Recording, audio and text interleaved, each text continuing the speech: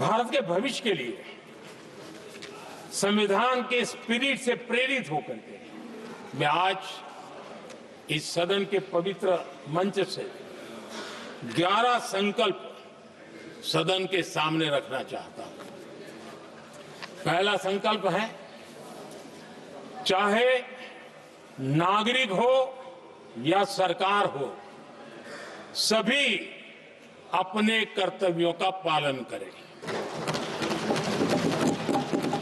दूसरा संकल्प है, हर क्षेत्र, हर समाज को विकास का लाभ मिले, सबका साथ, सबका विकास हो।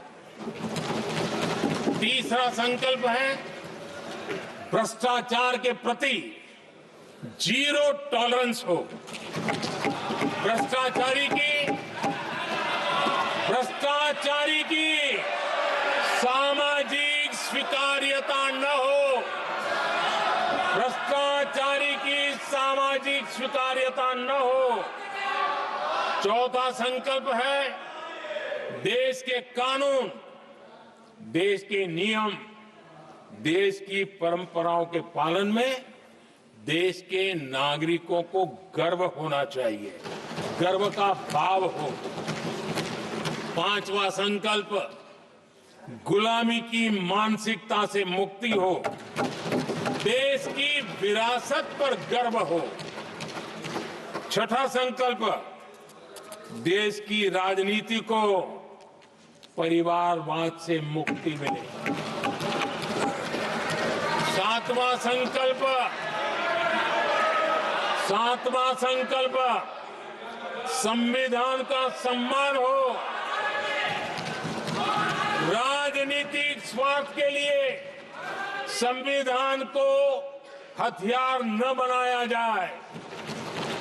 आठवां संकल्प, संविधान की भावना के प्रति समर्पण रखते हुए जिनको आरक्षण मिल रहा है वो न छीना जाए और धर्म के आधार पर आरक्षण की हर कोशिश पर रोक लगे।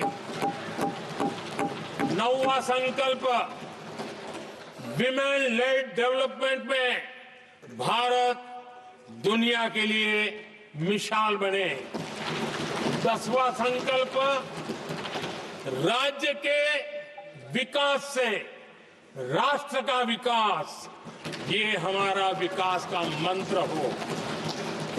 11वां संकल्प, एक भारत श्रेष्ठ भारत का ध्येय सर्वोपरि हो।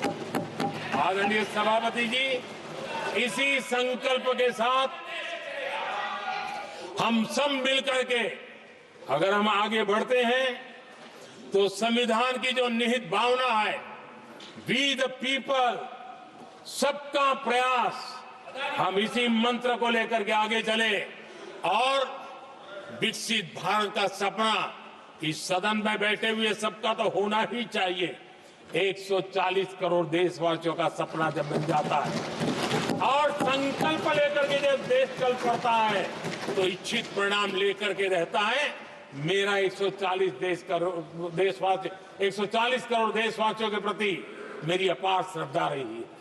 उनके सामर्थ्य पर मेरी श्रद्धा है, देश की युवा शक्ति पर मेरी श्रद्धा है, देश की नारी शक्ति पर मेरी श्रद्धा है। और इसलिए मैं कहता हूं कि देश 2047 देश जब आजादी के 100 साल मनाएगा तो विकसित भारत के रूप में मनाएगा।